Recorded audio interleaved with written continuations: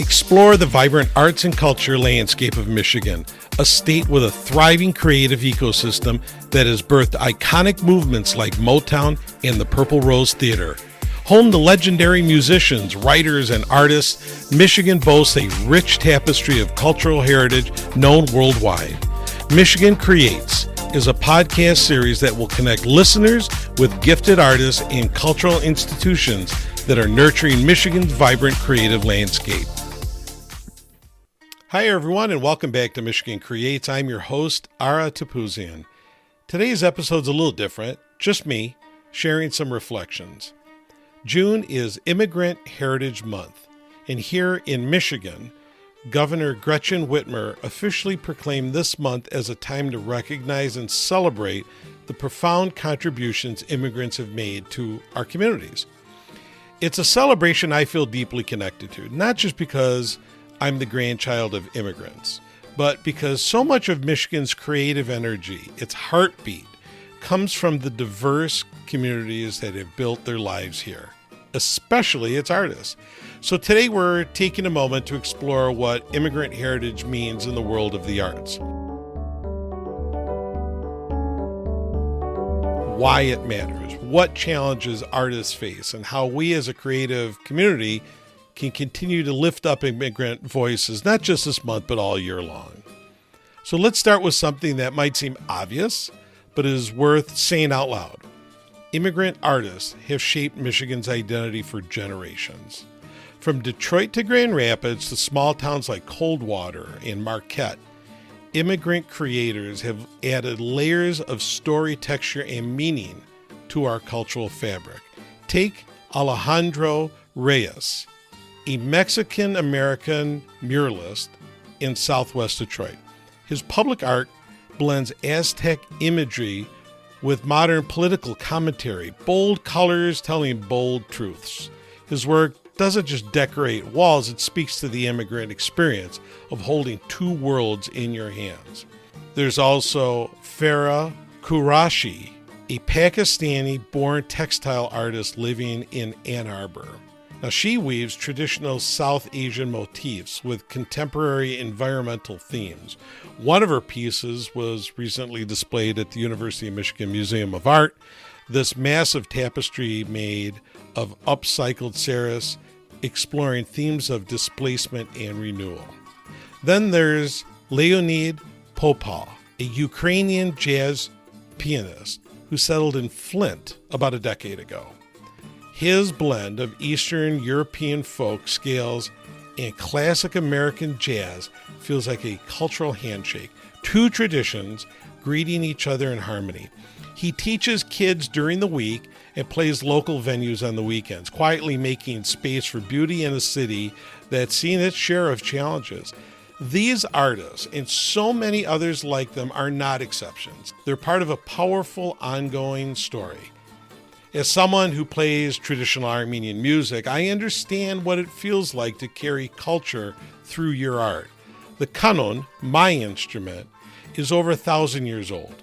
Every time I perform, I'm not just making music, I feel like I'm honoring history. I'm keeping something alive that could so easily be lost. And that's what so many immigrant artists are doing, preserving memory while simultaneously building something new. But let's just not pretend it's that easy. Immigrant artists face real barriers. Some are obvious, like language, financial access, or immigration status.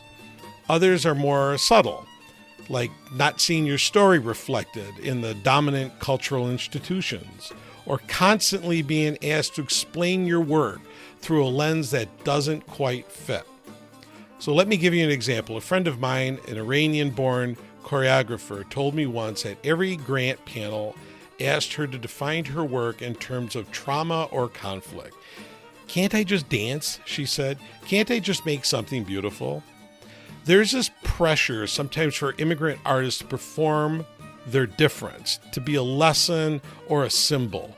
But art is more than identity, it's also joy, it's humor, experimentation, play.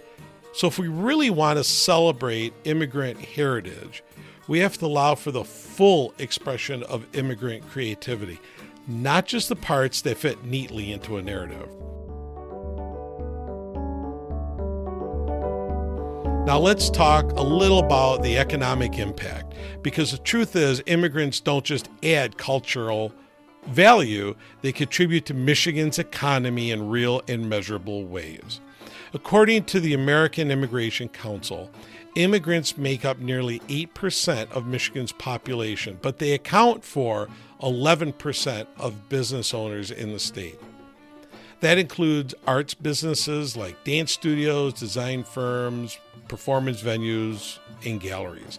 In fact, some of our most vibrant cultural spaces are immigrant-led. Think about the Arab American National Museum in Dearborn, the Caribbean Cultural and Carnival Arts Center in Lansing, or the Bangladeshi American Creative Collective in Hamtramck. These aren't just spaces for art, they're spaces for community, education, and belonging. But again, it's not always easy to keep these spaces running. Many immigrant artists and art organizations struggle to access consistent funding or to navigate systems that aren't always built with them in mind. That's why support matters. And not just financial support, though yes, that's part of it, but also platforming, mentorship, invitation, collaboration, advocacy. So if you're listening to this and wondering, well, what can you do and where do you start? Here's a few things. 1, attend a cultural event hosted by immigrant artists. Another, buy art from immigrant creatives, whether it's a painting, an album, a handmade item. Follow and share their work on social media. Invite them into your artistic or organizational spaces. Support policies that expand access, like language equity, grant accessibility, or transportation. And most of all, listen. Learn. Ask questions with respect. Let artists define their own narratives.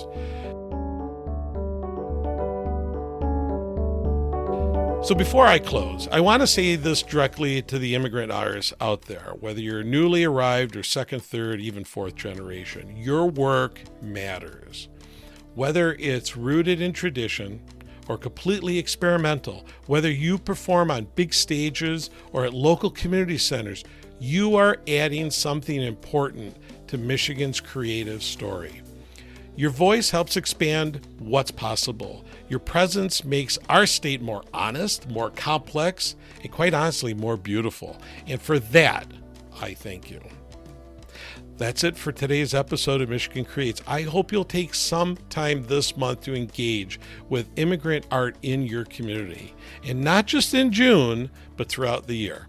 I'm Ara Topouzian. Thanks for listening, and as always, keep creating, keep connecting, and keep celebrating the many voices that make Michigan what it is. Thanks for tuning in to another episode of Michigan Creates. We hope you've had fun diving into the creativity of our state. From Motown melodies to artisanal wonders, Michigan never fails to dazzle. But hey, the creativity doesn't stop here. Connect with us online, subscribe to our channel so you don't miss new episodes. Help us spread the word and also share your own artistic stories. So until next time, I'm Ara Topouzian, and I want you to keep those musical instruments in tune, keep those paintbrushes moving, and keep those cameras rolling. Remember, in Michigan, the only limit is your imagination. Stay creative.